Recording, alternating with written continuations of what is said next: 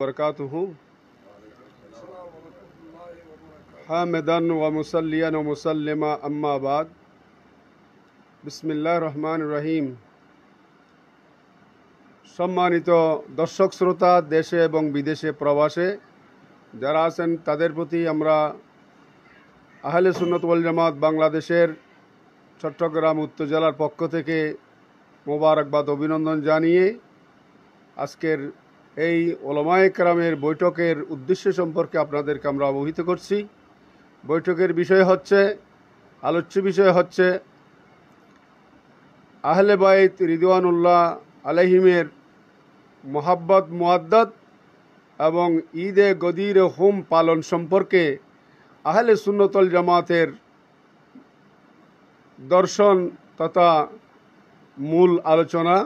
এই বিষয়ে আলোকপাত করবেন, আলোচনা করবেন, মুদাল্লাল কথাবার্তা বলবেন, কোরআন হাদিস এবং ইজমা কিয়াসের ভিত্তিতে আলোচনা উপস্থাপন করছেন চট্টগ্রাম গহিরা আলিয়া মাদ্রাসার সাবেক শাইখুল হাদিস উস্তাদুল উলামা আহলে সুন্নাত ওয়াল জামাত বাংলাদেশের প্রেসিডিয়াম সদস্য এবং চট্টগ্রাম উত্তর জেলার সম্মানিত সভাপতি উস্তাদুল উলামা শাইখুল হাদিস আল্লামা মুফতি আহলে সুন্নত মুফতি মৌলানা মোহাম্মদ ইব্রাহিম আল কাদরি সাহেব মোদ্দা জিল্লুহুল আলী আজকের এই আলোচ্য বিষয়ের সহায়ক আলোচক হিসেবে উপস্থিত আছেন রাঙ্গুনিয়া নুরুল উলুম কামিল মাদ্রাসার সম্মানিত শাইখুল হাদিস মৌলানা নজমুল হুসাইন নঈমি সাহেব এবং উপস্থিত আছেন আলামিন বারিয়া কামিল মাদ্রাসার শাইখুল হাদিস মৌলানা মোহাম্মদ শাহিদুর রহমান হাশেমি সাহেব মোদ্দা জিল্লুহুল আলী। উপস্থিত আছেন মুনামিয়া হাশেমিয়া দরবার শরীফের সজ্জাদা নশীন মৌলানা মুদ্দাসির হাশেমি সাহেব এবং সিবাতলি আলিয়া মাদ্রাসার অধ্যক্ষ মহোদয়ের প্রতিনিধি নোমানিয়া মাদ্রাসার মুহাদ্দিস মৌলানা মোহাম্মদ সালে আহমদ আনোয়ারি সাহেব এবং নাঙ্গলমোড়া ফাজিল মাদ্রাসার সম্মানিত অধ্যক্ষ আহলে সুন্নাত ওয়াল জামাত বাংলাদেশ চট্টগ্রাম উত্তর জেলার সম্মানিত সাধারণ সম্পাদক মৌলানা মোহাম্মদ সালে আহমদ আনসারি সাহেব মোদ্দা জিল্লুহুল আলী। উপস্থিত আছেন আহলে সুন্নাত ওয়াল জামাত বাংলাদেশ চট্টগ্রাম উত্তর জেলার যুগ্ম সম্পাদক মোহাম্মদ ফখরুল ইসলাম সাহেব সহ অসংখ্য দর্শক শ্রোতা। সম্মানিত উপস্থিতি, এ পর্যায়ে আমাদের হুজুর মুফতি আহলে সুন্নাত আল্লামা ইব্রাহিম আল কাদরি মোদ্দা জিল্লুহুল আলী আমাদের আজকের বিষয়, যেটা শিরোনাম আহলে বাইত রসুল সাল্লাল্লাহু আলাইহি সাল্লামার মোহাব্বত ও মুআদ্দাত এবং বর্তমান প্রচলিত ঈদে গদির হুম সম্পর্কে আলোচনা উপস্থাপন করছেন। আসসালামু আলাইকুম ওয়া রাহমাতুল্লাহ।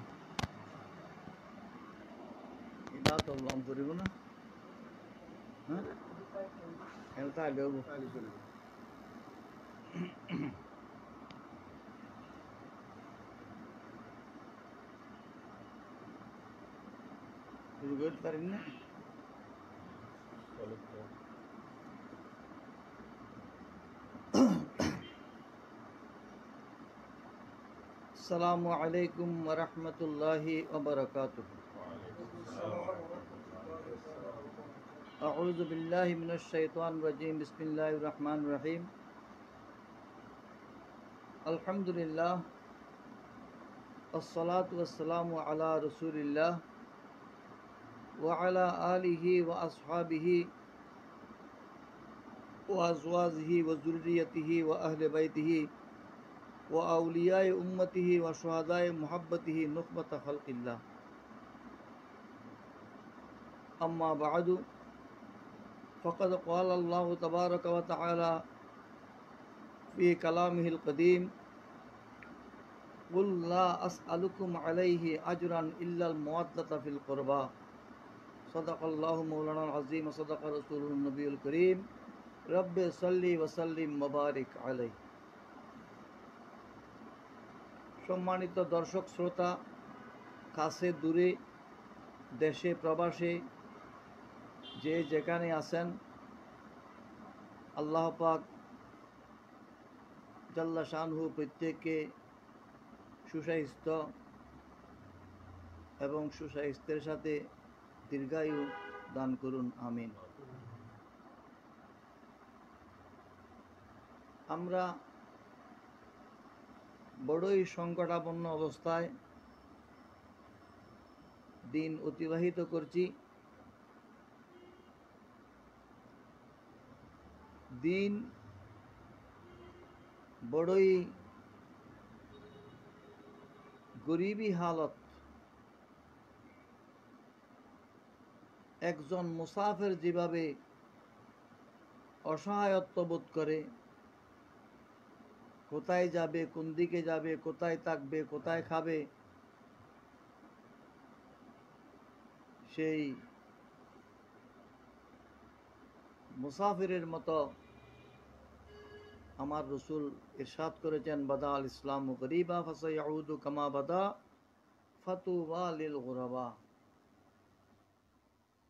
এই হাদিসের দৃষ্টিকোণ থেকে আমি বলতে পারি, দিন অসহায়ত্বের অবস্থায় আছে।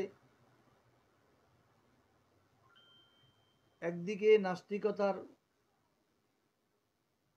আক্রমণ, অপরদিকে বিভিন্ন বাতিল দলের ষড়যন্ত্র, পাশাপাশি সুন্নি অঙ্গনে সুন্নি হিসেবে খ্যাত বিভিন্ন তরিকতপন্থীদের মতানৈক্য আমাদেরকে বড়ই উদ্বিগ্ন করে তুলেছে। বর্তমান সময়ে আমাদের অঙ্গনে আমাদেরই মানুষ, আমাদেরই আপনজন, যাদেরকে আমরা নিজেদের বলে মনে করি, সুন্নি বলে বিশ্বাস করি, আহলে সুন্নতের আকীদা পোষণ করে বলে জানি, তারা যেই পথে এগুচ্ছে তাদের অগ্রগতিকে আমরা সামনের পথ বিপজ্জনক দেখছি বিদায় সতর্ক করার জন্যে নৈতিক কারণে, দ্বীনি কারণে আজ আমি আপনাদের সামনে উপস্থিত। রসুল পাক সাল্লাল্লাহু আলাইহি ওয়াসাল্লামের মহব্বত, আহলে বাইতে রসুলের মহব্বত, এটা উম্মতের উপর ফরজ। এই ফরজকে পাশ কেটে কেউ মুসলমান হওয়া, নিজেকে মুসলমান দাবি করা আদৌ সম্ভব নয়। কিন্তু এই মুহাব্বতের একটা সীমাবদ্ধতাও রয়েছে। আমি রসুল পাক সাল্লাল্লাহু আলাইহি ওয়াসাল্লামকে মুহাব্বত করে আল্লাহর চেয়ে বড় বললে কাফের হয়ে যাব। আল্লামা বুসিরি রহমতুল্লাহ আলাইহি ইরশাদ করেছেন, দা আমাদ দাআতহুন নাসারা ফি নবিয়িহিমি, নাসারারা যেভাবে তাদের নবীকে আল্লাহর পুত্র বলে খ্যাত করে ঈমান হারিয়েছে, আমরা যেন সেই ধরনের প্রতিকূল অবস্থার দিকে এগিয়ে না যাই। পাশাপাশি আহলে বাইতকে মুহাব্বত করতে গিয়ে আমার রসুলের দিক নির্দেশনার বাইরে যেন আমরা ছিটকে না পড়ি, বিচ্যুত না হই, সে ব্যাপারে সতর্ক থাকা বাঞ্ছনীয়। আমার রসুলের বেলায়ত, তিনি মওলা, মওলায়ে কুল, সৈয়দুল কুল, নবিউল আম্বিয়া, সৈয়দুল মুরসালিন, মুহাম্মদুর রাসূলুল্লাহ সাল্লাল্লাহু আলাইহি সাল্লাম। এই মওলার অর্থ, যখন আমরা মওলাল কুল বলবো, এখন তখন আমরা মওলার অর্থ নিতে পারব প্রত্যেকেরই তিনি অভিভাবক। নবীদের উপরও তার অভিভাবকত্ব চলবে, রসুলদের জিব্রাইল মিকাইল ফেরেশতাদের উপরও তার অভিভাবকত্ব চলবে, যেহেতু তিনি সৃষ্টির মূল। তার কারণেই সমস্ত নবীদের নবুয়ত, রসুলদের রাসালত, অতএব তার বেলায়ত, এটা বেলায়তে আম্মা, মুতলাকা, বেলায়তে মুতলাকা। আর বেলায়তের মকাম অন্যদের ক্ষেত্রে কার ক্ষেত্রে কতটুকু আমরা মানব, বিষয়টি বড়ই গবেষণার বিষয়। এ বিষয়ে যাদের কাম্য গবেষণার যোগ্যতা নাই, কাম্য কোরআন হাদিসের উপর গবেষণা নাই, তারা যথেচ্ছা কথা বলে ঈমানের গুন্ডি থেকে যদি বিচ্যুত হতে দেখি, তাদেরকে সতর্ক করা আমাদের ঈমানি দায়িত্ব হয়ে যায়। ইমাম গাজালি রহমতুল্লাহ আলাই ফয়সালাতুত তাফাররাকা বাইনাল ঈমান ওয়াজ জানদাকা, এই কিতাবের মধ্যে ঈমান কুফর কাকে বলে, এই কিতাবের মধ্যে লিখেছেন, আল ঈমানু তাসদীকুন নবী সাল্লাল্লাহু আলাইহি ওয়াসাল্লাম ফি কুল্লি শাইইন মিম্মা জাআ বিহি ওয়াল কুফরু তাকযিবুন নবী সাল্লাল্লাহু আলাইহি ওয়াসাল্লাম ফি শাইইন মিম্মা জাআ বিহি। রসুলের নির্দেশিত আনিত যাবতীয় বিধানকে বিশ্বাস করার নাম ঈমান, একটাকেও অস্বীকার করা কুফর। অতএব কুফরের ক্ষেত্রে একটা যথেষ্ট। আমাদের বাংলাতে কবি বলেছেন, একটুখানি বিষের চোয়া মরণ ডেকে আনে। বিষ এক গ্লাস খেতে হয় না, অল্প খেতে হয়। অল্পটুকু বিষ যেভাবে জীবননাশক, একটা কুফরি শব্দ তার জীবনের কালেমা, নামাজ, রোজা, হজ, যাকাত যাবতীয় ধর্মকর্ম শেষ করে দেবে। অতএব আমরা বলতে বাধ্য যে বর্তমান পরিস্থিতিতে আমাদের অঙ্গন থেকে বিভিন্ন কথাবার্তা এসেছে,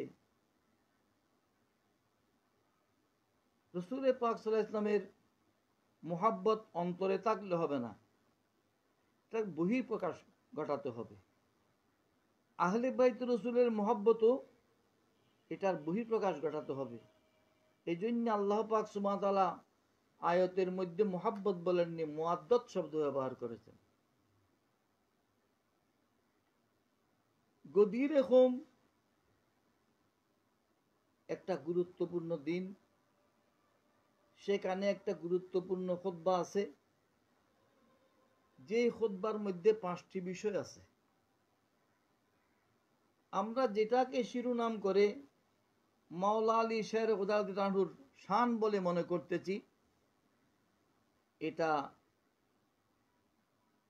সঠিক ধারণা নয়। সেখানে আমাদের বক্তাদের বক্তব্যের মধ্যে আমরা এমন কথা শুনি যেটা তাকে তার ঈমান থেকে বিচ্যুত করে দেবে।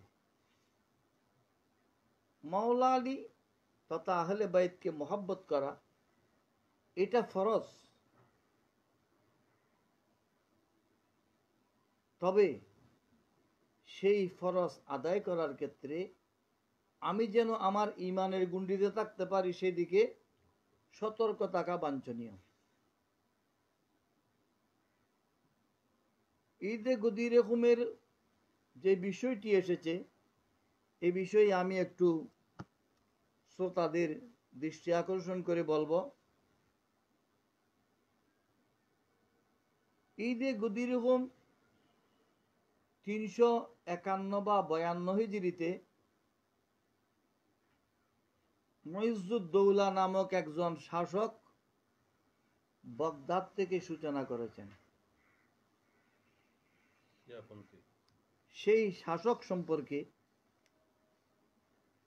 ইসলামী দার্শনিকগণ তার যে পরিচয় দিয়েছেন সেখানে আমরা দেখতে পাই সে একজন রাফেজি। রাফেজিদের একটা অংশকে শিয়াও বলা হয়। শরে ফিকহে আকবর কিতাবের মধ্যে মোল্লা আলী কারি হানফি রহমতুল্লাহ আলাই রাফেজি সম্পর্কে লিখেছেন, রাফেজিদের আকীদা হলো আল্লাহ পাক সুবহানাহু ওয়া তাআলা হযরত জিবরাইল আলাইহিস সালামকে ওহী নিয়ে পাঠিয়েছিলেন হযরত আলী রাদিয়াল্লাহু তাআলার কাছে। ভুলবশত মুহাম্মদ সাল্লাল্লাহু আলাইহি ওয়াসাল্লামের কাছে চলে গেছেন, নাউজুবিল্লাহ। এই আকীদা সন্দেহাতীতভাবে কুফরি। এই আকীদা পোষণ করলে কাফের হয়ে যাবে। আলীর মোহাব্বত তো আমাকে কুফরের দিকে টেনে নিল, সেই রাফেজিদের পথ আমরা কেন অনুসরণ করব? আহলে বাইত রাসূলের মোহাব্বত ফরজ, মোহাব্বত করতেই হবে। সেটা শুধু উম্মতের নয়, নবীদেরও আহলে বাইত রাসূল সাল্লাল্লাহু আলাইহি ওয়াসাল্লামকে মোহাব্বত করতে হবে। নবীরাও আহলে বাইত রাসূলকে মোহাব্বত করেছেন, তাদের ওসিলায় দোয়া করেছেন, ইত্যাদি ইত্যাদি বর্ণনা আছে। আমি সেই দীর্ঘ আলোচনায় যাব না। আমি বলতে চাচ্ছি, গদিরে হোমের খুতবার মধ্যে প্রথমে আল্লাহর প্রশংসা, তারপর হলো আমার রাসূল সাল্লাল্লাহু আলাইহি ওয়াসাল্লামের সময় যে ঘনিয়ে এসেছে বিষয়টি উম্মতকে সতর্ক করা। ইউশিকু আন ইয়াতিয়ানি রাসূল রাব্বি ফাউজিবু, সময় খুবই সন্নিকটে ঘনিয়ে এসেছে, আমার সময় বেশি নেই। মালাকুল মউত ফেরেশতা আল্লাহর পক্ষ থেকে প্রেরিত হয়ে আমার কাছে এসে পৌঁছবেন, আমি তার ডাকে সাড়া দেব। অতএব তোমরা সতর্ক থাকো।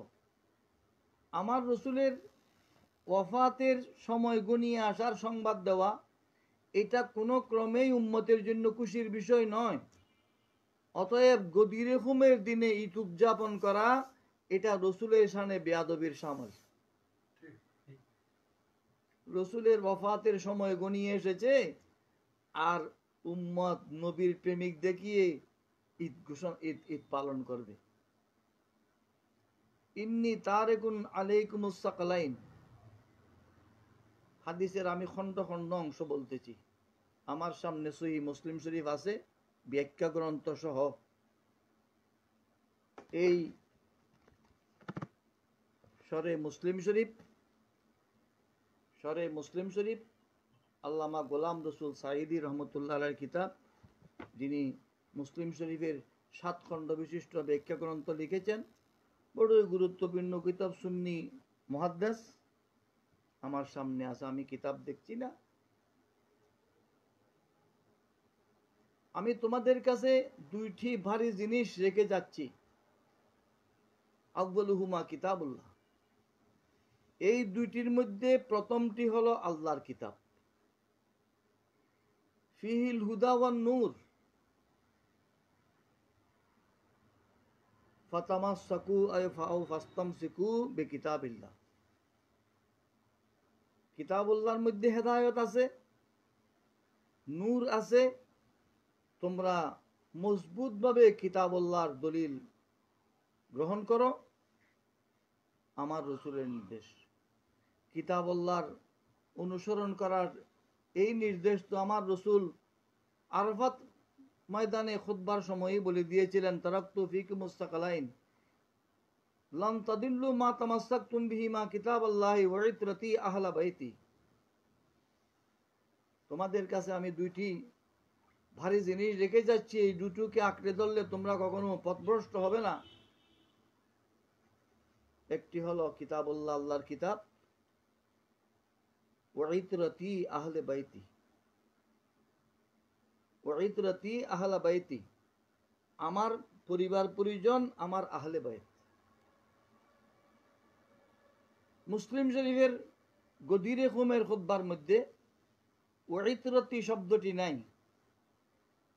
সুম্মা ক্বালা ওয়া আহলা বাইতি। এর আগে কিতাবুল্লাহর অনুসরণ করার জন্য ফাহাসা আলা কিতাবিল্লাহ, কিতাবুল্লাহর অনুসরণ করা, কিতাবুল্লাহ মেনে চলার জন্য আল্লাহ রসুল দীর্ঘ জোরালো খুতবা দিয়েছেন। ইমাম মুসলিম রহমতুল্লাহ আলাইহি সেই দীর্ঘ খুতবা আনেননি। তাহলে আমাদের প্রথম কিতাবুল্লাহকে অনুসরণ করতে হবে। তারপর সুম্মা ক্বালা ওয়া আহলা বাইতি, আমার আহলে বাইত। আমার আহলে বাইত, আমার পরিবার পরিজন, এরা। হাদিসের শেষ ভাগে আমি একজন বিশ্ববিদ্যালয়ের প্রফেসরের বক্তব্য শুনেছি, উনি সেই অংশটুকু পড়েননি, অথচ ওনার সামনে লিখিত কিছু ছিল, সেটা দেখা যাচ্ছে। যেই অংশের মধ্যে হাদিস বর্ণনাকারী জিজ্ঞেস করা হচ্ছে, আলাইসা নেসাউহু মিন আহলে বাইতিহি, আহলে বাইতের মধ্যে কি হুজুরের বিবিগণ নেই? হাদিসের মধ্যে তো বলা হয়েছিল, উযাক্কিরুকুমুল্লাহ ফি আহলে বাইতি,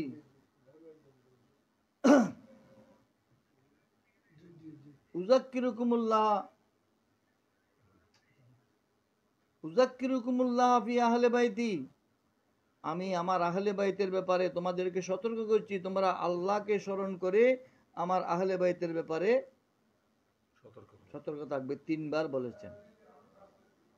এখন আহলে বাইতের মধ্যে হুজুরের বিবিগণ আছে। মুসলিম শরীফের আয়াতের শেষ ভাগে আর কে আছে? ও আলু আলীন, আলী পরিবার, আলী রাদিয়াল্লাহু তাআলার বংশধর, তার পরিবার। ও আলু আকিলিন, হযরত আকিল ইবনে আবি তালেব রাদিয়াল্লাহু তাআলা আনহু, হযরতে মুসলিম ইবনে আকিল রাদিয়াল্লাহু তাআলার আব্বা জান, তারাও আমার রসুলের আহলে বাইতের অন্তর্ভুক্ত। ও আলু জাফরিন, জাফর ইবনে আবি তালেব, হযরত আলী রাদিয়াল্লাহু তাআলা 10 বছরের বড়, তার বড় ভাই হযরত জাফর তৈয়ার রাদিয়াল্লাহু তাআলা, যিনি মুআত্তার যুদ্ধের সেনাপতি ছিলেন, সেখানে শাহাদত বরণ করেছেন।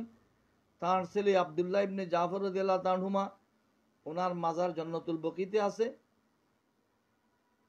তাদেরকে ও আলু আব্বাস, আমার রসুলের চাচা হযরত আব্বাস রাদিয়াল্লাহু পরিবার পরিজন, তার বংশধর, এগুলো সব আহলে বাইতুর রসুলের অন্তর্ভুক্ত।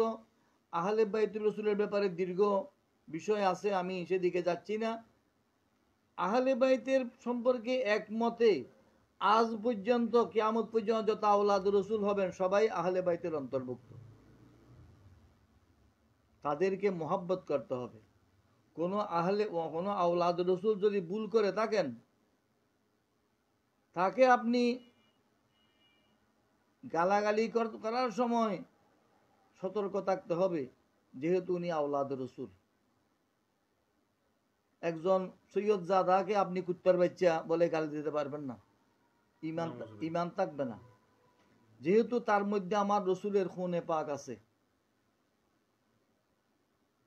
এগুলো সাধারণ দৃষ্টিতে বোঝার জন্য বলতেছি। এই খুতবা কেন দিয়েছিলেন? হযরত আলী রাদিয়াল্লাহু তাআলার সাথে একটা প্রতিনিধি দল ইয়েমন গিয়েছিলেন। এগুলো আমার রসুল সাল্লাল্লাহু আলাইহি ওয়াসাল্লাম হজে যাবার পূর্বে। সেই প্রতিনিধি দলের কিছু লোক হযরত আলী রাদিয়াল্লাহু তাআলার কিছু কর্মকাণ্ডের জন্য অসন্তুষ্ট হয়েছিলেন। এমনকি হযরতে বুরাইদা রাদিয়াল্লাহু তাআলা নামক একজন সাহাবী, তিনি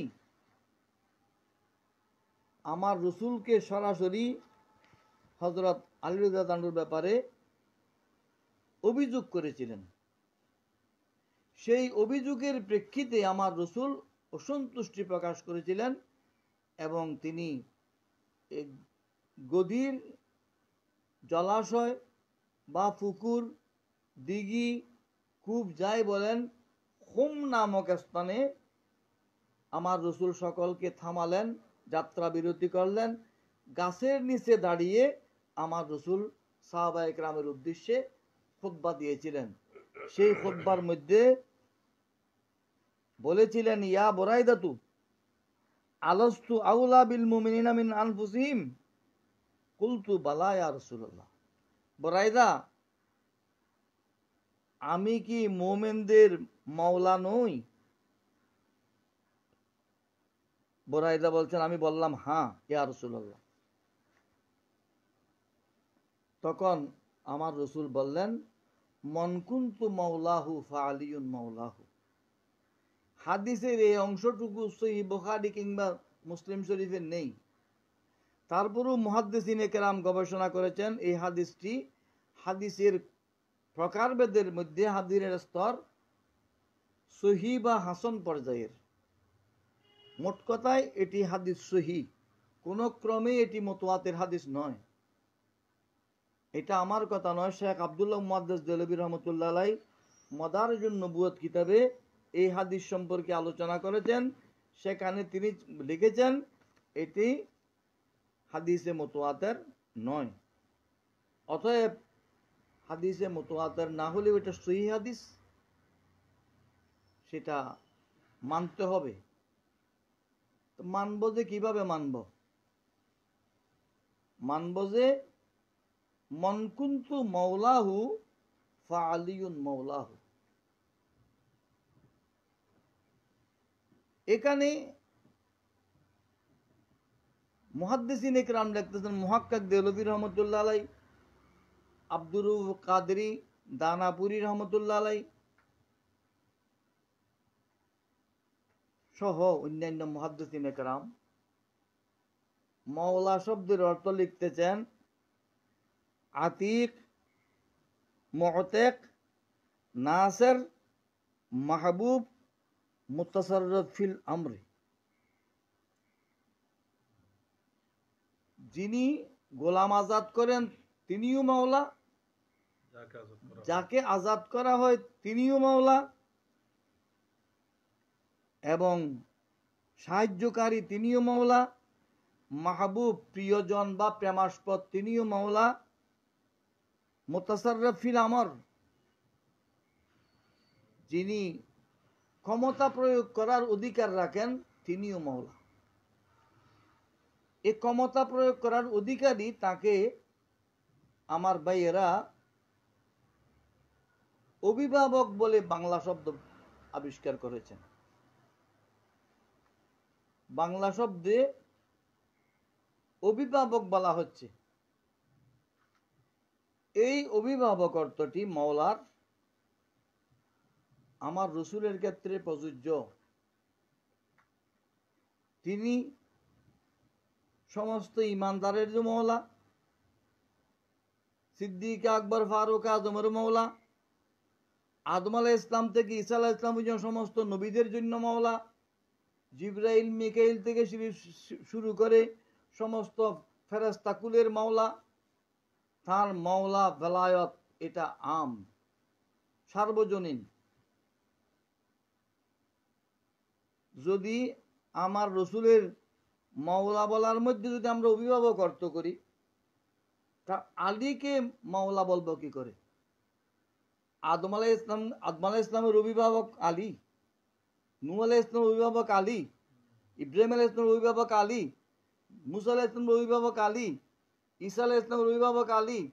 কোন নবীর অভিভাবক আলী বললে, এই আকীদা পোষণ করলে কাফের হয়ে যাবে। এটা আমি নিশ্চিতভাবে বলতে পারবো যে তফজিল আলী আলাল আম্বিয়া, আলীকে নবীদের উপর প্রাধান্য দেওয়া, মর্যাদা দেওয়া, এটা কুফরি। অতএব এই অনুবাদ করা যাবে না। আমি যাদের মওলা তাদের আলীও তাদের মওলা। যেহেতু আমার রসুল সমস্ত কায়নাতের উপর অভিভাবকত্ব রাখেন, অভিভাবকত্বের অধিকার রাখেন, তাই বলে আলীকেও সেভাবে মূল্যায়ন করব, তাহলে ঈমান থাকবে না। এই কঠিন বিষয়টি যারা একেবারে সহজভাবে নিয়েছেন তাদের দৃষ্টি আকর্ষণ করে বলবো, আপনারা কি হযরত আলী রাদিয়াল্লাহু তাআলাকে নবীদেরও অভিভাবক মনে করেন? যদি তাই মনে করেন, আপনারা নিশ্চিত থাকেন যে মাওলা আলীও আপনাদেরকে কাফের বলবেন। অতএব মাওলা অনুবাদ করা যাবে না।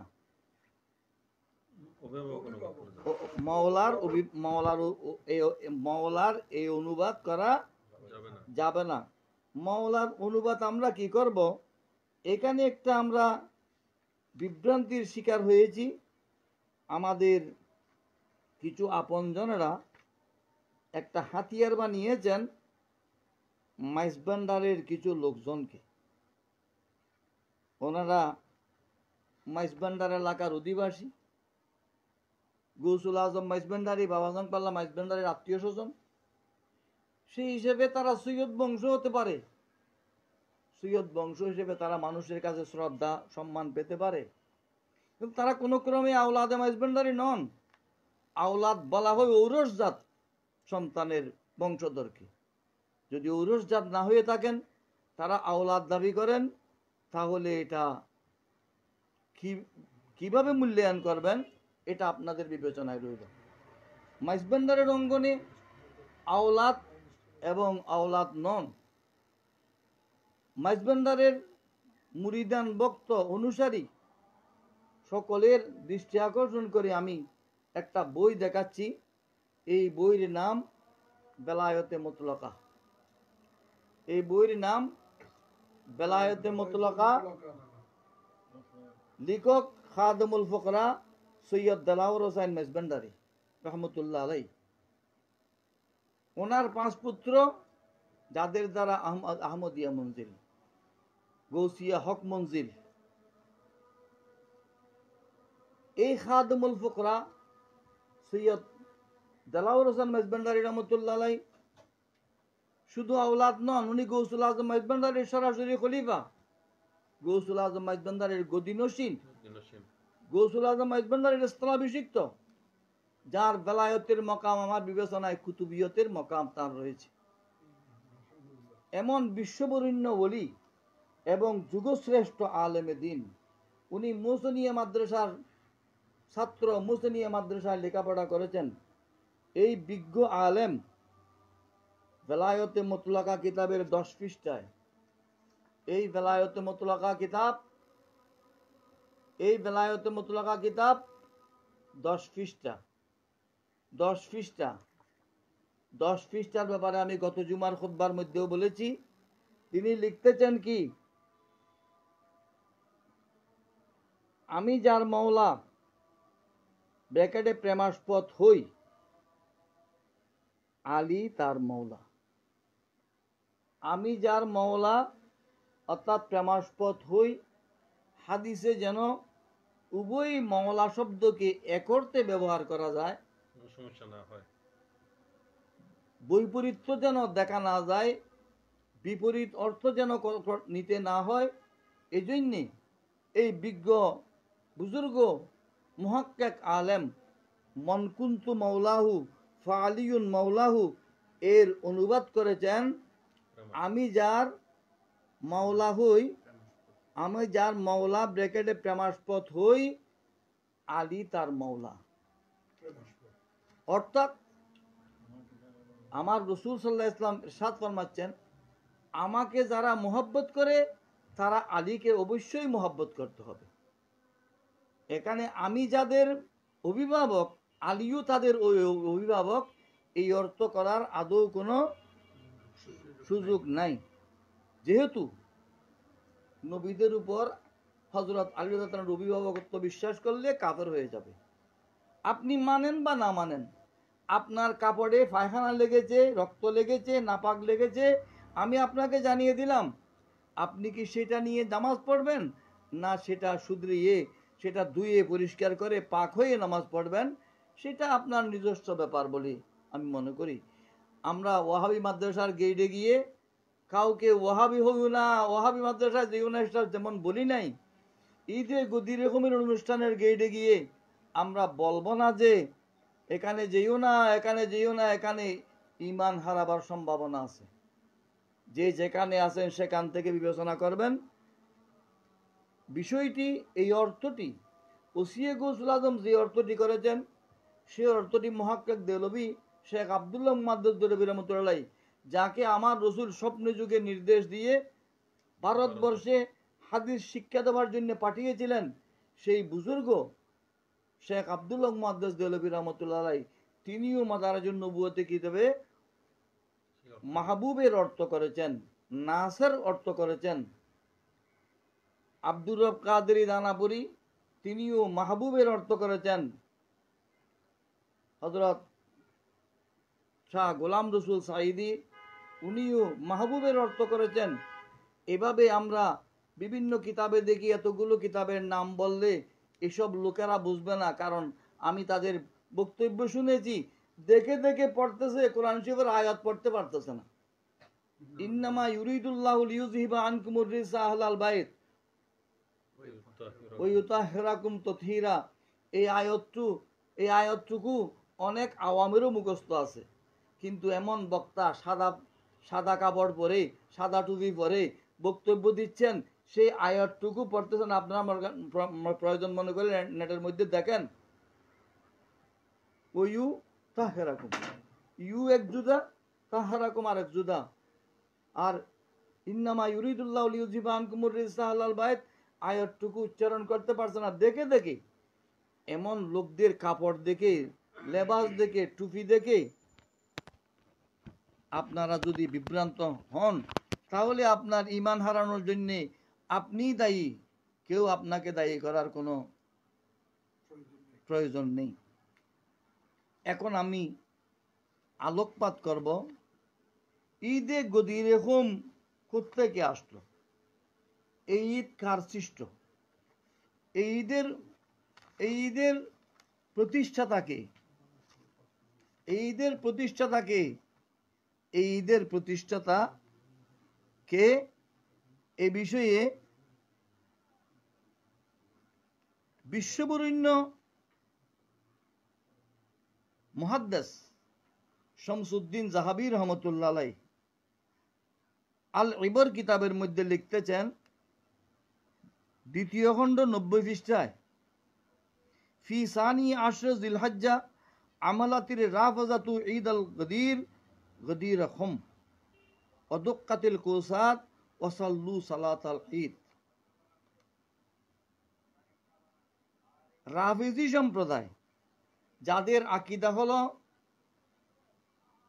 জিবরাইল ইসলামকে আল্লাহ আলীর কাছে পাঠিয়েছিলেন, ভুলবশত মুহাম্মদ সাল্লাল্লাহু আলাইহি ওয়াসাল্লামের কাছে গিয়েছেন, এই কুফরি আকীদা যাদের রয়েছে, তারা আলীর মোহব্বতে ঈদে গদিরে হুম করেছেন 351 বা 52 হিজরিতে।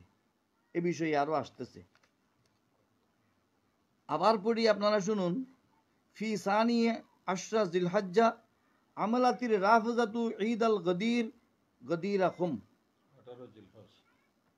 18 জিলহজ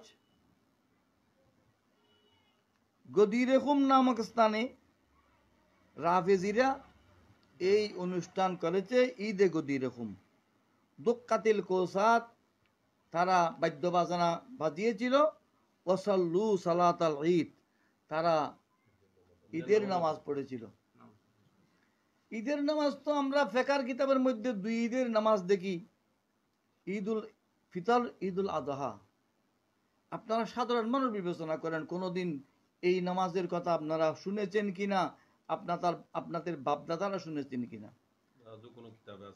আমার রসুল হাদিসে পাকের মধ্যে ইরশাদ করেছেন, মুকদ্দমায়ে মুসলিমের মধ্যে এই বর্ণনা আছে, আরো বিভিন্ন কিতাবে আছে,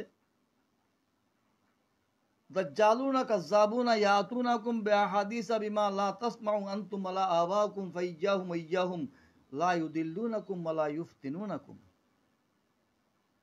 কিছু মৃত্যুক দাজ্জাল আসবে, আসল দাজ্জালের পূর্বে 30 জন মৃত্যুক দাজ্জাল আসবে, তারা তোমাদেরকে এমন এমন নতুন নতুন কথা বলবে যেগুলো তোমরা শুনে না, তোমাদের বাপদাদারাও শুনে নাই। এই ঈদে গদির হুম সূচনা করেছেন কে? রাফিজিরা। এটা শামসুদ্দিন জাহাবি রহমতুল্লাহ আলাই বলছেন যে এটাই এইখান থেকে। তারপর উনি বলতেছেন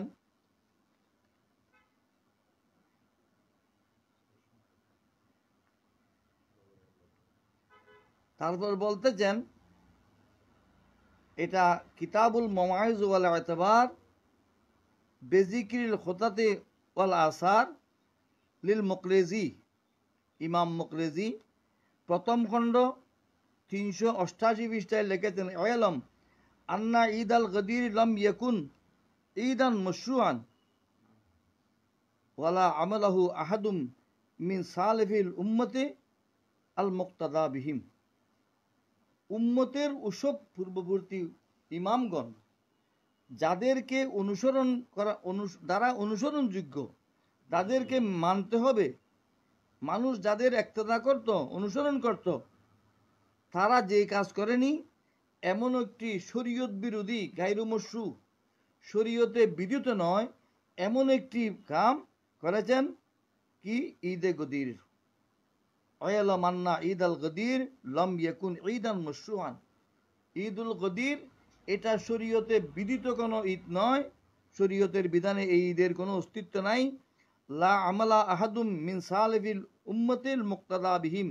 উম্মতের যেসব ইমামগণকে লোকজন যুগে যুগে মেনে চলেছেন তারা কেউ কোনোদিন করেননি। ওয়াফুল মান আরাফা ফিল ইসলামে বিল ইরাক আইয়াম মুইজুদ্দৌলা ইবনে বুয়াই ফাইন্নাহু আহদাসাহু ফি সানাতি সানাতাইনি ওয়া খামসিনা ওয়া সালাসু মিয়াতিন ফাত্তাখাযাহু শিআতু মিন হিনাইজিন ঈদান। পরবর্তীতে রাফেজিদের সৃষ্ট মুইজুদ্দৌলার প্রতিষ্ঠিত এই ঈদ পরবর্তীতে শিয়ারাও সেটা করতে শুরু করেছে। তাহলে আমরা শিয়াদেরকে দোষ দিচ্ছি না, শিয়াদের পূর্বে রাফেজিরা শুরু করেছে। এই ব্যাপারে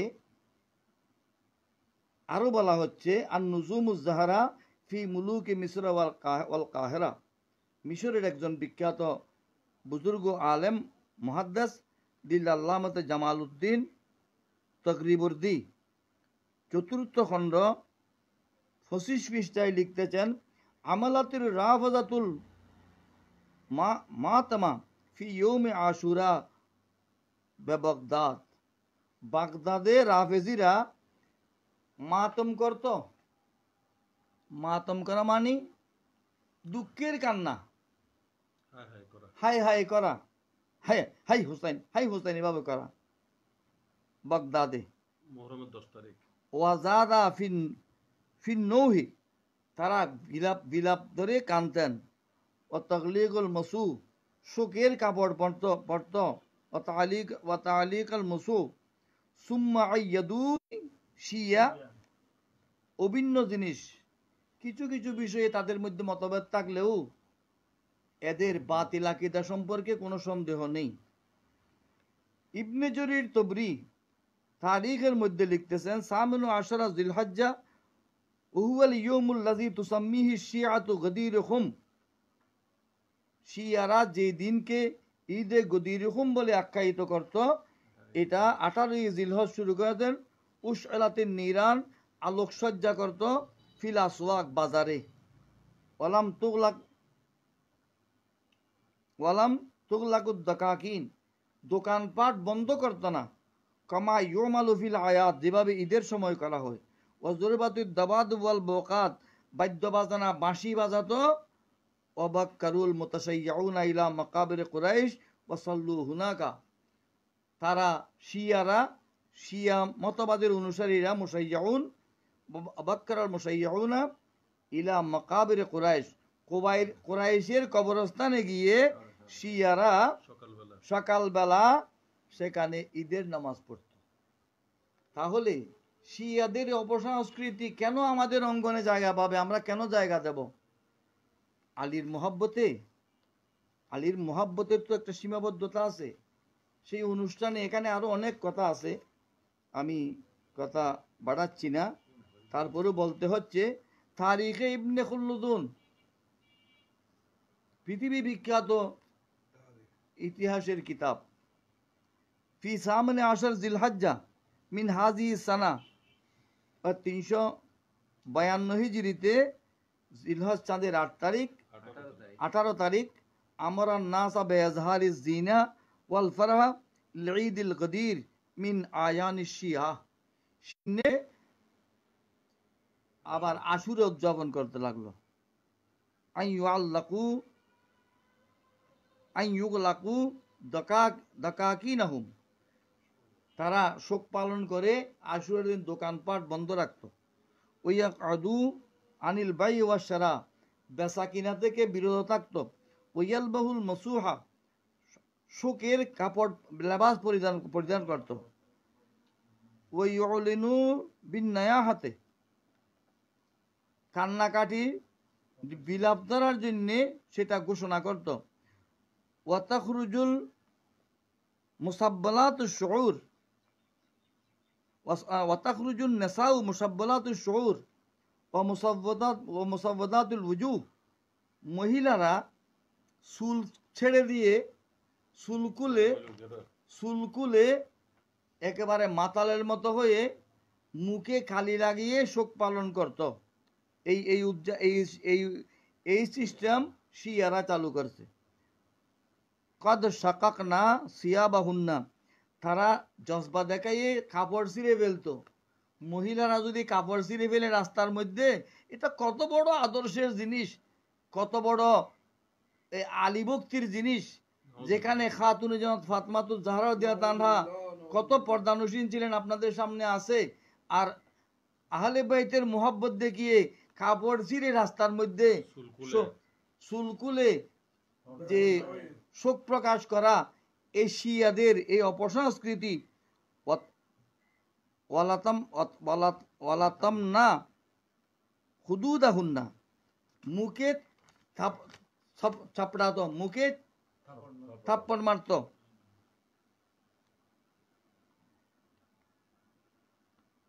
হুজনান আলাল হুসাইনি, ইমাম হুসাইনের শোক পালনার্থে। ফাফআলান নাসু যালিকা, লোকজন নির্দেশ পেয়ে, মুইজুদ্দৌলার নির্দেশ পেয়ে এইগুলো করেছে। কত সুন্দর আদর্শ। ফাতেমার আওলাদের জন্য কান্নাকাটি করছে, তো মহিলারা রাস্তায় কাপড় ছিঁড়ে চুল খোলা রেখে, সেই আদর্শ আমাদের দেশে যারা পালন করতে চাচ্ছে, এদের বিরোধিতা যদি সুন্নি আলেমরা না করেন, তাহলে তো আল্লাহ রসুলের কাছে জবাব দিতে হবে। যারা হাদিস বিশেষজ্ঞ নন, যারা তফসির বিশেষজ্ঞ নন, যারা ফেকা বিশেষজ্ঞ নন, যারা আরবি পড়তে জানে না, উর্দু ফার্সি পড়তে জানে না, এমন বিজ্ঞ লোকেরা এক ডক্টরেট দেখাই যে মানুষকে বিভ্রান্ত করছে, এ ব্যাপারে না বললে তো আমরা আল্লাহ রসুলের কাছে পাকড়াও হব, লজ্জিত হব, এমনকি মাওলা আলীর সামনেও আমরা লজ্জিত হব। ওয়ালাম ইয়াকদির আহলুস সুন্নতি আলা মানিহি, আহলে সুন্নত বাধা দিচ্ছে আজকে না, এ 352 হিজরিতে যখন মুইজুদ্দৌলা করেছিল, তখন আহলে সুন্নতের উলামা একরাম বাধা দেবার চেষ্টা করেছিলেন, কিন্তু রাষ্ট্রীয় ক্ষমতার সামনে তারা মোকাবেলা করতে সক্ষম হয়নি। লিআন্না সুলতান আলী শিয়া, যেহেতু বাদশাহ হলো শিয়া,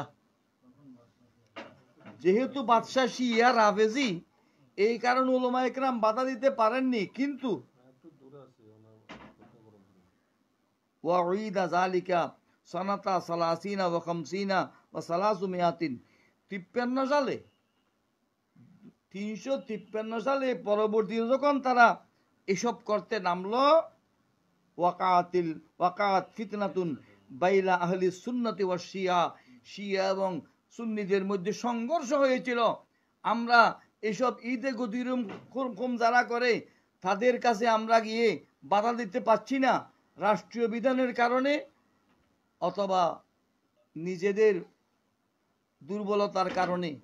কিন্তু তৎকালীন সময় সুন্নিরা মাঠে রাষ্ট্রীয় ক্ষমতাকে উপেক্ষা করে শিয়াদেরকে বাধা দিয়েছিলেন। এই কথা লিখতেছেন ইমাম আল্লামা ইবনে খুল্লুদুন। ইবনে খুলদুনের নাম কে জানে না? যদি লেখাপড়া করেছে, ইতিহাস পড়েছে, তারা নিশ্চয় জানে। যদি ইবনে খুলদুন এই তথ্য প্রকাশ করে থাকেন, তাহলে আমরা বিরোধিতা করছি। এমন বক্তার বক্তব্য শুনেছি যিনি ডক্টরেট ডিগ্রি রেখেছেন, কিন্তু হাদিসের ডক্টরেট নন, ফেকার ডক্টরেট নন, তফসিলের ডক্টরেট নন। এইসব ডক্টরের কত কোরআন হাদিস গবেষণা আছে, আমাদের নকদর্পণে আছে। কিন্তু উনি বলছেন সুন্নিরা খারেজিদের অনুসরণ করতেছে। আমি ওনার কাছে অনুরোধ করব, আপনি গবেষণা করুন, আমার সাথে আপনার পরিচয় আছে, আপনি আমাকে হুজুর বলে সম্বোধন করেন, আমি আপনাকে তুমি বলে সম্বোধন করি, নাম ধরে ডাকি। মত বিনিময় করুন, আলোচনা করুন, আলোচনার টেবিলে আসুন। নিজে নিজে জাহান নামের লাভ দিও না, লাভ না দেওয়ার পরামর্শ দিচ্ছি। সুন্নিরা আজকে না, তখন থেকে বাধা দিয়েছিল। এইসব আশেকে রসুল, আশেকে আহলে বাইত, এই ঈদে গদিরুম হোম করার লোকজন তখন কোথায় ছিলেন? যখন একটা দল মাওলা আলী শের কোথাও তাঁডু মদ পান করেছেন বলে অপবাদ দিয়েছিল, তখন এই আশেকে রসুল আলী ভক্তরা কোথায় ছিলেন? তখন কি এইসব লোকদের আলী ভক্তির পক্ষে কথা বলার যোগ্যতা ছিল? আছে, এখনো আছে। আলী ভক্তি এগুলো শিয়া বানানোর একটা অপকৌশল। এই ফাঁদে ফা দিয়েছেন অনেক আওলাদ রসুল, যদিও আওলাদে মাইজবান্ডারি নন, কেউ তারা তো আওলাদ রসুল হিসেবে আমরা তাদেরকে সম্মান করি। তারা অজানাবশত, অসতর্কতাবশত কারো প্ররোচনায়, কারো মিষ্টিকতায় উদ্বুদ্ধ হয়ে যদি গিয়েছেন, আমরা তাদের কাছে অনুরোধ করব, আপনারা সেদিকে পা বাড়াবেন কেন? আপনাদের তো পরিচয় আছে, আপনারা আওলাদ রসুল, আপনারা আওলাদে গৌসুল আজম দস্তগীর, আওলাদে মাইজবান্ডারি না হলেও তো আপনারা সৈয়দ জাদা। তাহলে আপনারা কেন সেদিকে গিয়েছেন? আপনারা কোনো বিজ্ঞ আলমের পরামর্শ নিয়েছেন, সেখানে প্রফেসর এসেছেন, উনি দর্শনের প্রফেসর, উনি হাদিসের প্রফেসর নন, উনি তফসিলের প্রফেসর নন, উনি ফেকার প্রফেসর নন, উনি শরিয়া বোর্ডের সিদ্ধান্ত দেওয়ার মতো কাম্য যোগ্যতা সম্পন্ন নন। বিদায় তাদের এই ইতিহাস জানা না থাকার কারণে ঢাকা ইউনিভার্সিটির লাইব্রেরিতে, চট্টগ্রাম বিশ্ববিদ্যালয়ের লাইব্রেরিতে, জামিয়ার লাইব্রেরিতে, সিবাতলি মাদ্রাসার লাইব্রেরিতে এইসব কিতাব আছে। আপনারা গবেষণা করুন, কিতাবে না পাইলে আমাদের কাছে আসবেন, আমরা কিতাব দেখাবো। কিতাবের মধ্যে আছে সুন্নিরা তখনও বাধা দিয়েছিল রাষ্ট্রীয় ক্ষমতাকে উপেক্ষা করে। প্রথমবার বাধা দিতে পারেনি রাষ্ট্রীয় ক্ষমতার চাপের কারণে, কিন্তু পরবর্তী বছর যখন তারা করতে চেয়েছিল, সুন্নিরা রাজপথে বাধা হয়ে দাঁড়িয়েছিলেন, মোকাবেলা করেছিলেন। অতএব আমরাও তাদের পথে আসি। এভাবে বলতে গেলে আরো অনেক দীর্ঘ আলোচনার বিষয় আছে। গদির হুম, ঈদে গদির হুম করা যাবে না। কেউ কেউ প্রশ্ন করেছেন, যদি আমরা ঈদে গদির হুম করতে যাই তাহলে আমাদের করার পদ্ধতি কি?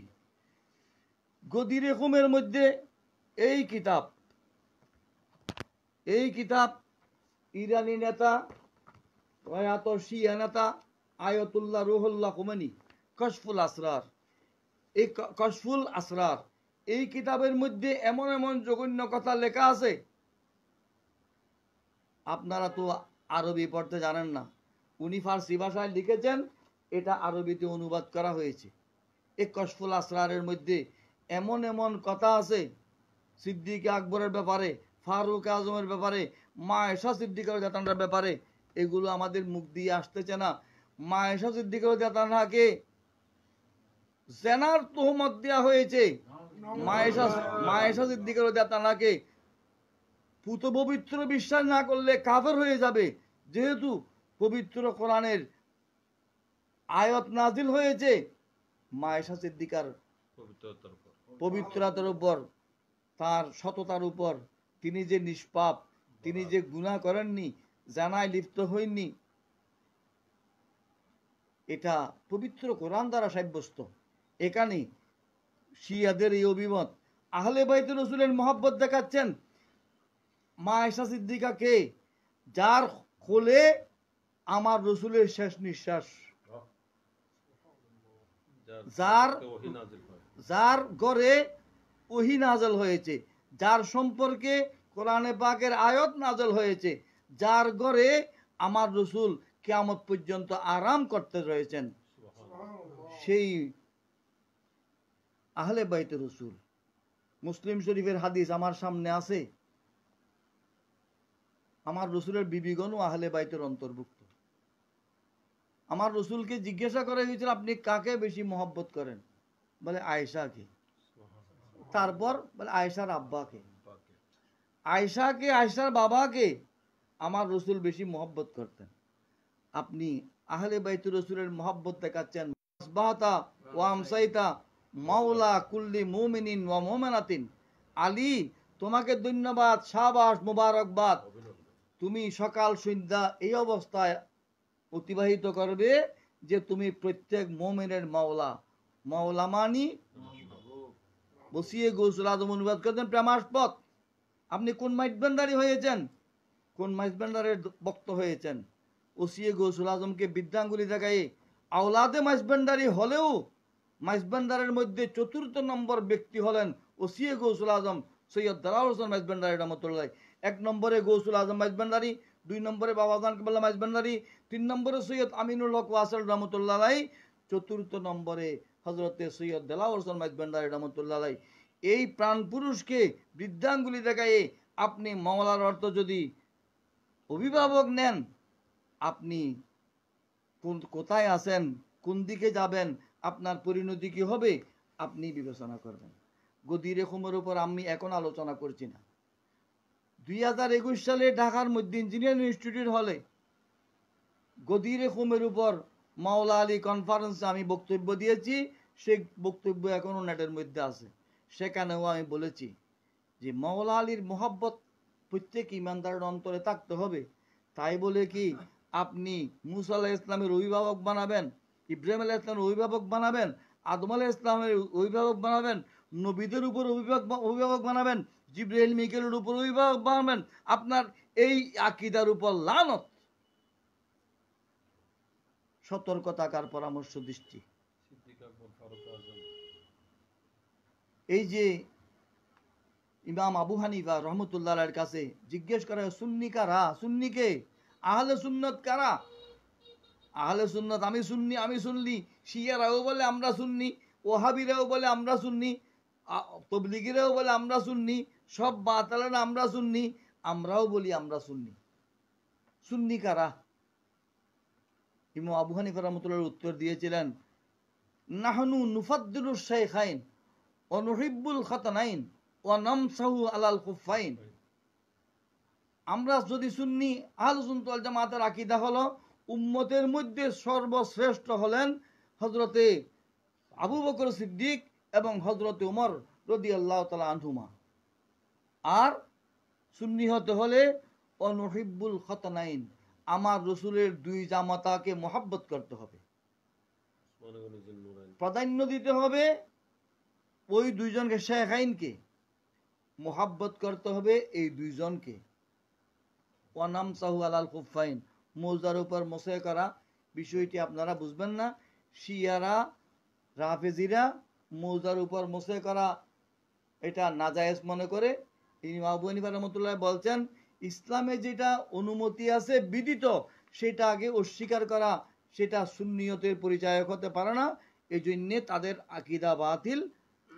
অতএব আমরা আপনাদের কাছে অনুরোধ রাখবো, আপনারা যদি কোনো সঙ্গত কারণে ঈদে গদিরহুম করার যদি ইচ্ছা হয়, ঈদ শব্দ ব্যবহার করবেন না, 1 নম্বর। দ্বিতীয় কথা হলো গদিরহুমের কোনো আলাদা আনুষ্ঠানিকতার কোনো অপশন আমি দেখি না। আমার সামনে কেউ আলোচনা করতে গেলে ঈদ করা বা দিন উদযাপন করার কোনো বৈশিষ্ট্য দেখাতে পারবে না। বলছে যে মাওলা আলীকে সেদিন ভেলায়ত দিয়েছেন, ভেলায়তের অভিষেক করতেছি, এটা চরমভাবে বেয়াদবি। মাওলা আলী 32 বছর বয়সে ওলি হয়েছেন। মাওলা আলী তো যেদিন দুনিয়াতে এসেছেন সেদিন বেলায়ত নিয়ে এসেছেন। মাওলা আলীর বেলায়ত জন্মসূত্র থেকে নয়, বরং এর পূর্ব থেকে। হযরত নূহ আলাইহিস ইসলামের কিস্তির মধ্যে এক একটা তক্তার মধ্যে এক একজনের নাম দেওয়া হয়েছিল। 1,24,000 নাম, নবীর নাম শেষ, তক্তাও 4টা বাকি আছে, নামও 4টা বাকি রয়েছে। সেই কিস্তির মধ্যে আমার রসুলের 4 সাহাবা আবু বকর সিদ্দিক, ওমর ফারুক, ওসমান জুন্নুরাইন, মাওলা আলী শেরে খোদা, এই 4 জনের নাম দেওয়া হয়েছিল। তাহলে মাওলা আলীর মোহাব্বত তখনও ছিল, মাওলা আলীর মোহাব্বত তারাও করেছেন। মাওলা আলীর বেলায়ত তখন থেকেও আল্লাহর কাছে অবধারিত ছিল। দুনিয়াতে আসার পর উনি খানায়ে কাবার মধ্যে জন্ম লাভ করেছেন। চোখ বন্ধ করেছিলেন, বন্ধ অবস্থায় ছিলেন। আলা হযরত ফাজিলে বেরলভী রহমাতুল্লাহ তনজিহুল মাকানাতিল হায়দারিয়া সেখানে লিখেছেন, ফতোয়ায়ে রেজভিয়ার মধ্যে ওনার চোখ বন্ধ করে বসেছিলেন, শুয়েছিলেন। কিছুক্ষণ পর আমার রসুল যখন তশরিফ নিলেন, মাওলা আলী চোখ খুললেন। দুনিয়াতে চোখ খুলে সর্বপ্রথম আমার রসুলের নূরানি চেহারা দেখেছেন এবং আমার রসুল আদর করে তাকে মুখের কাছে যখন নিলেন, মুখ মুবারকের, মাওলা আলী জিভ বের করে দিয়েছিলেন। আমার রসুলের জিব্বা মুবারক মাওলা আলী সেদিনই চুষেছিলেন। সেদিনই তো উনি বেলায়তের সম্রাট হয়ে গেছেন। 32 বছর পর ওনাকে বেলায়তের সম্রাট বানাচ্ছেন। যেভাবে বাতিলপন্থীরা 40 বছর পর আমার রসুলকে নবী বানাচ্ছেন, আর আপনারা শিয়াদের দোসর হয়ে এইখানেই আছে, এই আকাশফুল আসরারের মধ্যে ওনাকে গদিরে খুমের দিন বেলায়ত দেওয়া হয়েছে। এটা সত্য নয়। আমার রসুলের যেদিন থুতু মুবারক স্পর্শ করেছিলেন, শুষেছিলেন, সেদিনই উনি বেলায়তের খজিনা হয়ে গিয়েছিলেন। 32 বছর পর বলি বানানো, এটা আর একটা বেয়াদবি। আর যদি বলেন আপনার বেলায়তের সম্রাট বলতেছি, সম্রাটও তখন বানাননি। আপনার মেরাতুল আসরার কিতাব দেখুন, যেদিন আমার রসুল বলেছিলেন, আনা খাতুমুল আম্বিয়া ইয়া আলিয়ু আনতা খাতুমুল আউলিয়া, আমি নবুয়তের মোহরদারি, আলী তুমি বেলায়তের মোহরদারি। এই কথা যেদিন বলা হয়েছিল, সেদিনই ওনাকে বেলায়তের শীর্ষস্থানে পৌঁছিয়ে দিয়েছেন, শাহে বেলায়ত হয়েছেন। অতএব 18ই জিলহজকে শিরোনাম করা এটা শিয়াদের একটা ষড়যন্ত্র। আপনারা যদি ওই দিন উদযাপন করতে চান, আপনাদের কাছে অপশন আছে, হযরত ওসমান রাদিয়াল্লাহু শাহাদতের দিবস এবং মাওলা আলী কনফারেন্স করতে পারেন। আমরা একটা মাওলা আলী কনফারেন্স করব, এটা প্রোগ্রাম নিয়েছি। মাওলা আলী কনফারেন্সে গদিরে খুমের উপর আরো বিস্তারিত আলোচনা হবে। আমরা আপনাদেরকে সতর্ক করছি, যারা আওলাদে মাইজভান্ডারি নন, তাদেরকে দেখে, তারা মাইজভান্ডারের অধিবাসী, তারা সৈয়দ বংশের লোক, কিন্তু তারা গৌসুল আজম মাইজভান্ডারি বা বাবাজান কাবলা মাইজভান্ডারির আওলাদ নন। আওলাদ বলে ঔরস জাত সন্তানের দিকে হতে হবে। অতএব যেই লোকটা দেখে দেখে কোরআন শরীফের আয়াত পড়তে পারে না, তার থেকে আপনি কোরআন হাদিসের কি দিক নির্দেশনা পেতে পারেন? অতএব এরা যে এখন বলতেছে আমরা যে ঈদে গদিরে খুম করতেছি, এটা কোনো, এটা শিয়াদের বিপরীতে করতেছি, যে শিয়ারা এরকম করতেছে আমরা ওই রকম করতেছি, যে এটা তাদের একটা অপকৌশল।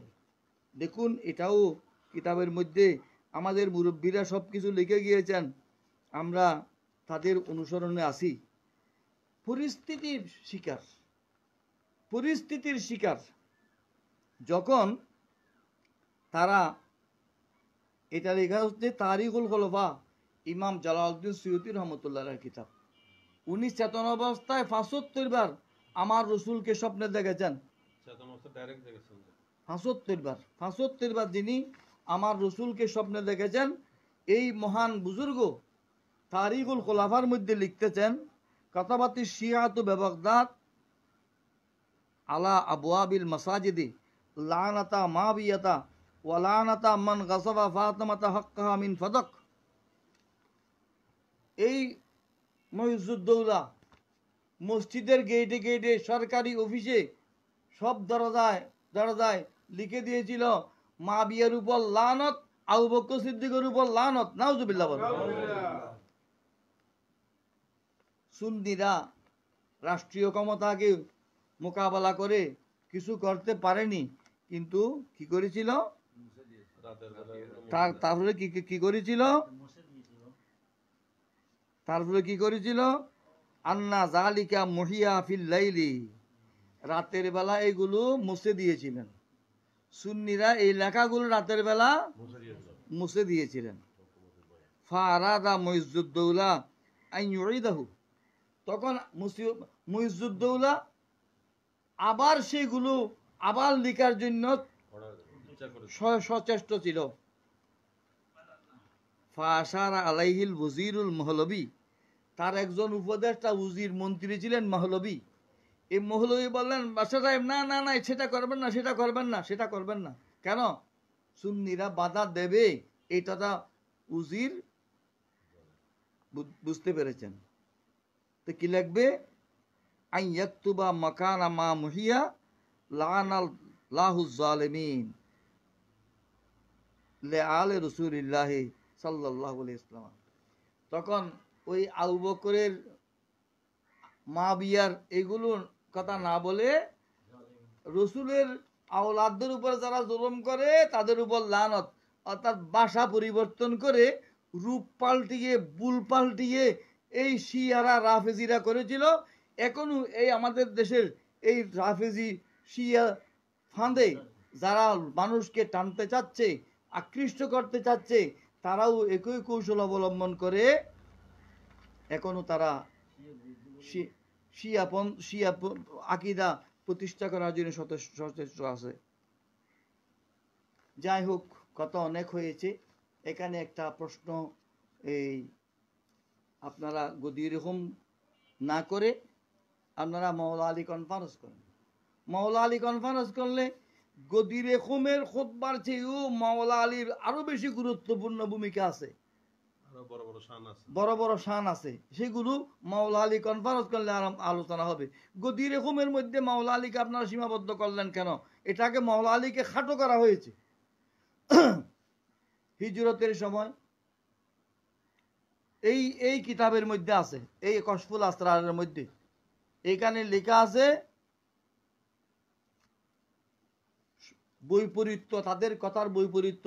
তারা গদি রেখমে বেলায়ত দেওয়া হয়েছে বলছে, আবার বলছে এখানে এই আয়াতুল্লাহ রুহুল্লাহ খুমেনি, ইরানি নেতা, শিয়া নেতা, উনি বলতেছেন যেদিন আমার রসুল নিকটাত্মীয়দেরকে প্রথম দিন ইমানের দাওয়াত দেওয়ার জন্য ডেকেছিলেন, সেদিনই আলীকে বেলায়তের সম্রাট বানিয়ে দিয়েছেন।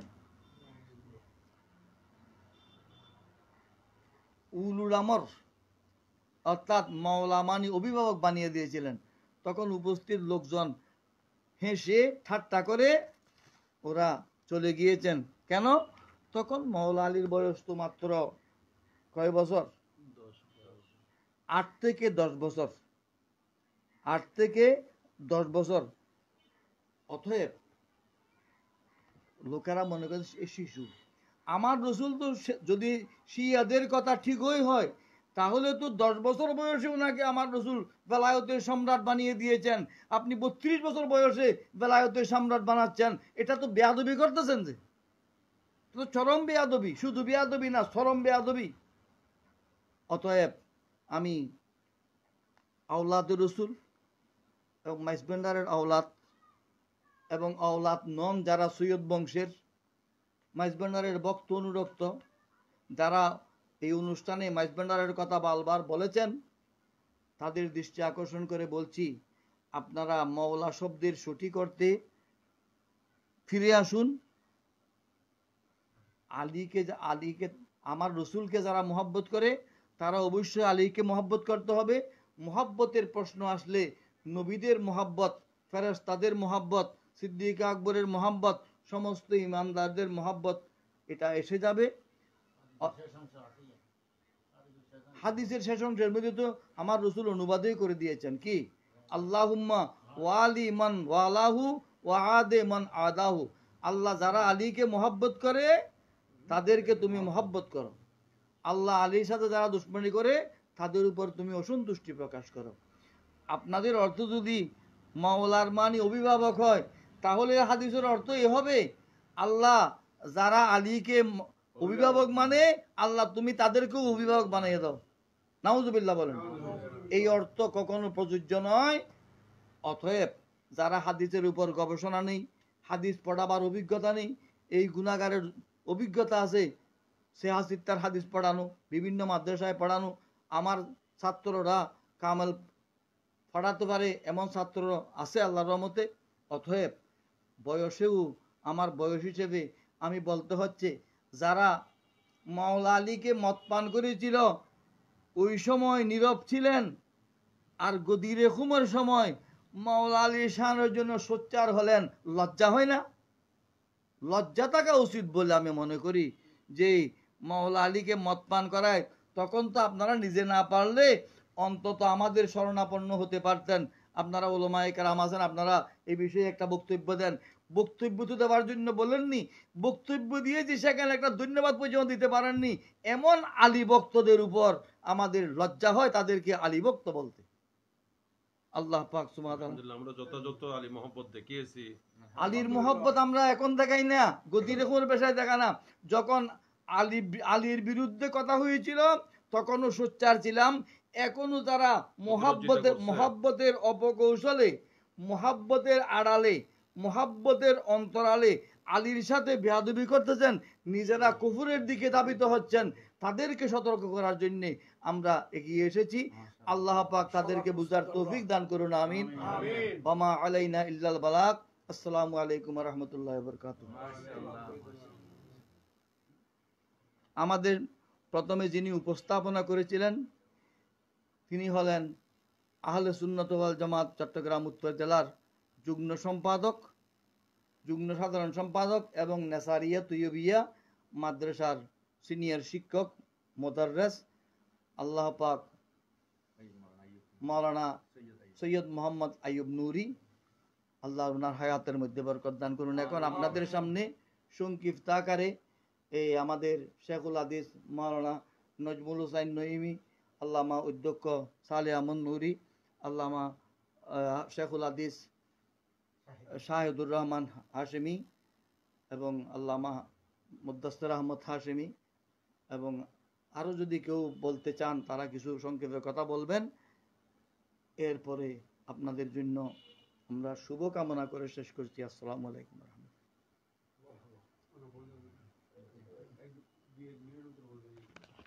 তুই নাম বল না,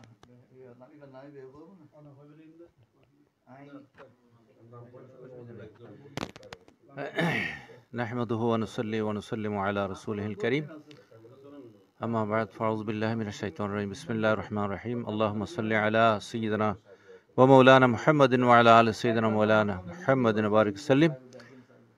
আজকে আমরা মহান আল্লাহ রাব্বুল আলামিনের দরবারে শুকরিয়া জ্ঞাপন করছি। আজকে ঈদে গাদির খুম এবং আহলে বাইত রাসূল সাল্লাল্লাহু তাআলা আলাইহি ওয়াসাল্লাম রাদিয়াল্লাহু তাআলা আনহুর মহব্বত এবং ভালোবাসা কীরকম হওয়া দরকার, আহলে সুন্নাত ওয়াল জামাতের পক্ষ থেকে আহলে সুন্নাত ওয়াল জামাতের সুচিন্তিত সিদ্ধান্ত আমরা পেলাম। আমাদের পরম শ্রদ্ধেয় হুজুর অসংখ্য উলামায়ে কেরামের ওস্তাদ আল্লামা সৈয়দি মাওলানা মোহাম্মদ ইব্রাহিম আল কাদেরী কদমহু আলা আইনে ওয়ারাসি। আলহামদুলিল্লাহ, আজকের এই আলোচনার পরে আমি আশা করি আর যারা সুন্নি নামধারী এবং সুন্নি জনসাধারণের মধ্যে যে বিভ্রান্তি ছড়াচ্ছে, আশা করি আজকের আলোচনার পরে ইনশাআল্লাহ এটা নিরসন হয়ে যাবে। আমরা আবার আহলুস সুন্নাত ওয়াল জামাতের সঠিক পথে আমরা এসে যাব, এই আশা ব্যক্ত করে এবং আজকে যারা কষ্ট করে এখানে এসে সকলকে ধন্যবাদ জানিয়ে আমি শেষ করলাম। আসসালামু আলাইকুম ওয়া রাহমাতুল্লাহি ওয়া বারাকাতুহু। আসসালামু আলাইকুম ওয়া রাহমাতুল্লাহি তাআলা ওয়া বারাকাতুহু। নাহমাদুহু ওয়া নুসাল্লি ওয়া নুসাল্লিমু আলা হাবিবিল কারীম, আম্মা বাদ। আজকে ঈদে গদিরে খুম এবং মাওলা আলী শের হুদা রাদিয়াল্লাহু তাআলা আনহুর আহলে বাইতের মোহাব্বত নিয়ে যে আজকের আমাদের এই লাইভে আসা, আমাদের মুফতি আজম হুজুর আল্লামা ইব্রাহিম কাদেরী মদ্দাজিল্লুল আলী যে সুন্দর আমাদেরকে দিক নির্দেশনা দিয়েছেন, আসলে আমরা সেটাইতেই বিশ্বাসী যে আমরা সবসময় যেটা মৌলা আলীর মহব্বতের মধ্যে যেমন আছি সবসময় থাকব, এবং মৌলা আলীর শানের মধ্যে যারা বেয়াদবি করছে, মদপানের তহমত দিয়েছে, তখনও আমাদের মুফতি আজম গর্জে উঠেছিলেন, আহলে সুন্নাত ওয়াল জামাত গর্জে উঠেছিলেন। এখনো আমরা সদা সর্বদা প্রস্তুত যে যারা ঈদে গদিরে হুম পালন করতেছে তাদের উদ্দেশ্য শিয়াবাদ, আর যারা মৌলা আলীর শানে মদফানের তহমত দিয়েছে তারা তাদের উদ্দেশ্য হচ্ছে খারেজিয়ত এবং রাফেজিয়ত। আমরা উভয়ের থেকে যাতে আমাদের ঈমান আমরা রক্ষা করতে পারি এবং সেই পথে চলতে পারি, সেই তৌফিক আল্লাহর কাছে কামনা করে আমি শেষ করছি। আসসালামু আলাইকুম রহমতুল্লাহ।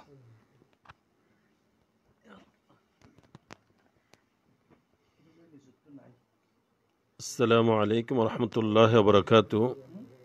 আলহামদুলিল্লাহ, দীর্ঘক্ষণ পর্যন্ত বিজ্ঞ আলেম দিন, অনেক প্রবীণ আলেম এবং মুফতি, সকলের শ্রদ্ধেয় আল্লামা মুফতি ইব্রাহিম আল কাদরি মাদ্দাজিল্লুল আলী আহলে সুন্নাত ওয়াল জামাতের গদিরে হুম সম্পর্কে আমাদের আহলে সুন্নাত ওয়াল জামাতের বক্তব্য, আমাদের কি ধারণা, কি আকীদা, কি হওয়া উচিত সে সম্পর্কে বিস্তারিত আলোচনা দলিল ভিত্তিক কিতাবের রেফারেন্স দিয়ে উনি করেছেন। আসলেই ঈদে গদিরে হুম বা গদিরে হুমের দিবস পালনকারী যারা, আমি তাদেরকে পরামর্শ দেব যে আপনারা এটা করতে পারেন, তবে এর আগে আপনাদের উচিত ঈদে বরাতে আয়েশা পালন করা। যেহেতু মায়েশা সিদ্দিকা রাদিয়াল্লাহু তাআলা আনহার বরাতের উপর কোরআন নাজিল হয়েছে, এখানে সৈয়দনা মৌলা আলী রাদিয়াল্লাহু তাআলা আনহুর শানে হাদিস শরীফ আসছে যে, কিন্তু ওনার শানে কোরআন নাজিল হয়েছে। তাই যার পবিত্রতার বরাতের উপর কোরআন নাজিল হয়েছে ওই দিবসটা আগে পালন করুন, তারপরে আপনারা গদিরকম পালন করুন, এটাই আপনাদের জন্য মানাবে। তখনও বোঝা যাবে আপনারা আসলে সুন্নি দুইটাই মানছেন, কিন্তু আপনারা শুধু এটা মানছেন ওইটা মানছেন না, ওইটা করছেন না, এটা কখনো সঠিক হতে পারে না। এবং এটা অনেকটা কৌশলে মানুষকে শিয়াইজমের দিকে, রাফিজিয়তের দিকে ধাবিত করার একটা পায়তারা বলে মনে করি। আল্লাহ অপকৌশল, আল্লাহ পাক যারা ভুলে ওদিকে পা বাড়িয়েছেন তারা যেন ফিরে আসা, তাদেরকে আল্লাহ ফিরে আসার তৌফিক দান করুক। আর বাকি কেউ যেন তাদের দ্বারা বিভ্রান্ত না হয়, আল্লাহ তাআলা সকলকে সতর্ক হওয়ার তৌফিক দান করুক। আমিন। ওয়া আখিরু দাওয়ানা আনিল হামদুলিল্লাহি রাব্বিল আলামিন। আসসালামু আলাইকুম ওয়া রাহমাতুল্লাহ। আসসালামু আলাইকুম রহমতুল্লাহ বরকাতহ। আলহামদুলিল্লাহ রাব্বিল আলামিন ওয়াসসালাতু ওয়াসসালামু আলা সাইয়্যিদিল মুরসালিন ওয়া আলা আলিহি ওয়া আসহাবিহি আজমাইন, আম্মা বাদ। এতক্ষণ পর্যন্ত বিস্তারিতভাবে দলিল ভিত্তিক মুফতি আহলে সুন্নাত মুফতি আল্লামা ইব্রাহিম আল কাদরি মাদ্দাজিল্লুল আলী আমাদের সম্মুখে আমাদের জাতির উদ্দেশ্য নিয়ে আহলে সুন্নাত ওয়াল জামাত বাংলাদেশের পক্ষ থেকে গদির হুম সম্পর্কে এবং আহলে বাইতের মুহাব্বত সম্পর্কে বিস্তারিতভাবে আমাদেরকে জানিয়ে দিয়েছেন। ইনশাআল্লাহ তাআলা এরপরে আর কিছু বাকি আছে মনে হচ্ছে না। আমরা ঈমানি দায়িত্ব হিসেবে আমাদের ভাই ব্রাদর, আমাদের আত্মীয় স্বজন, আমাদের এই আহলে সুন্নাত ওয়াল জামাতের যে ভাইয়েরা এই শিয়াজমের দিকে ধাবিত হচ্ছে, ওনাদেরকে সতর্ক করার উদ্দেশ্য নিয়ে আজকের এই আয়োজন। না হয় কারো সাথে কোনো বিদ্বেষ বা কোনো দুশ্মনী আছে এই উদ্দেশ্য নিয়ে নয়। আজকের উদ্দেশ্য শুধু ঈমানি দায়িত্ব নিয়ে আমাদেরকে সতর্ক করার জন্য আজকে এই আয়োজন। আল্লাহ পাক রব্বুল আলামিন আমাদের এই খেদমতকে কবুল করুন এবং আমাদেরকে সঠিক পথে চলার তৌফিক দান করুন। ওয়া আখিরু দাওয়ানা আনিল হামদুলিল্লাহি রাব্বিল আলামিন। আসসালামু আলাইকুম ওয়া রাহমাতুল্লাহি তাআলা ওয়া বারাকাতুহু। আসসালামু আলাইকুম রহমতুল্লাহ। আজকের এই অনুষ্ঠান আমরা যা শুনতে পেয়েছি, আলহামদুলিল্লাহ, সুন্নি জগতের জন্য এটা একটা বিশাল উপকারী অনুষ্ঠান হয়েছে। আমরা সকলে জানি যে হযরত সৈয়দনা সিদ্দিক আকবর ফারুক আজম ওসমান গনি রাদিয়াল্লাহু তাআলা আনহুম তাদের খেলাফত হযরত আলী রাদিয়াল্লাহু তাআলা আনহু সানন্দে গ্রহণ করেছিলেন এবং হযরত আলী রাদিয়াল্লাহু প্রশ্ন করা হয়েছিল, আপনাকে কোনো কিছু ওয়াদা রাসূল পাক সাল্লাল্লাহু আলাইহি ওয়াসাল্লাম খেলাফত সময় দিয়ে গিয়েছিলেন কিনা? তিনি নিজেই বলে দিয়েছেন যে যদি আমাকে এমন কিছু আমার রসুল বলে যেত, ওয়াদা দিয়ে যেত, তাহলে আমি কখনো সিদ্দিক আকবরকে, ফারুক আজমকে আমার নবীর মিম্বরে উঠতে দিতাম না, আমি হত্যা করতাম প্রয়োজনে। কিন্তু আলী রাদিয়াল্লাহু তাআলা এই খেলাফতগুলো মেনে নিয়েছেন সকলের। বিজ্ঞ বুজুর্গ আলেম থেকে আমরা শুনেছি, আমি সংক্ষিপ্ত বলছি, যে আল্লাহ জাল্লা শানুহুর একটা মনসা, কুদরতি মনসা, আমার রসুলের একটা ইচ্ছা, সেটা আল্লাহ পূরণ করবেন। যে সিদ্দিক আকবর, ফারুক আজম, উসমান গনি, এরা সকলেই হযরত আলী রাদিয়াল্লাহু তাআলার পূর্বেই ইন্তেকাল করবেন। হযরত আলী রাদিয়াল্লাহু তাআলা আনহুকে যদি প্রথমে খেলাফত দেয়া হয়, তাহলে এরা খেলাফতের যে একটা শরাফত, এই মর্যাদা, সেটা পেত না। আল্লাহর মনসা, আমার নবীর চাহিদা, এদের থেকে শুরু করে সিদ্দিক আকবর থেকে শুরু করে ধারাবাহিকভাবে খেলাফতের মর্যাদা এটা হযরত আলী রাদিয়াল্লাহু তাআলা শেষ হয়েছে। আর বেলায়েতের কোটায় বিস্তারিত আমাদের বর্তমান যুগের যুগশ্রেষ্ঠ অন্যতম আলেমে দিন, প্রবীণ আলেম, মুহাদ্দিস, শেখুল হাদিস এবং বর্তমান যুগের মুফতি আজম মুফতি মোহাম্মদ ইব্রাহিম আল কাদেরী মাদ্দাজিল্লাহুল আলী যে বক্তব্য রেখেছেন, তার উপর আমরা সবাই যাতে আমল করে নিজের ঈমান আমল রক্ষা করতে পারি। যারা বিভ্রান্তি আছে তারা যাতে শুধরাইতে পারে, সেই তৌফিক আল্লাহ দান করুক। সবাই বলুন আমিন। ওয়া আখিরু দাওয়ানা আলহামদুলিল্লাহি রাব্বিল আলামিন। আসসালামু আলাইকুম ওয়া রাহমাতুল্লাহ।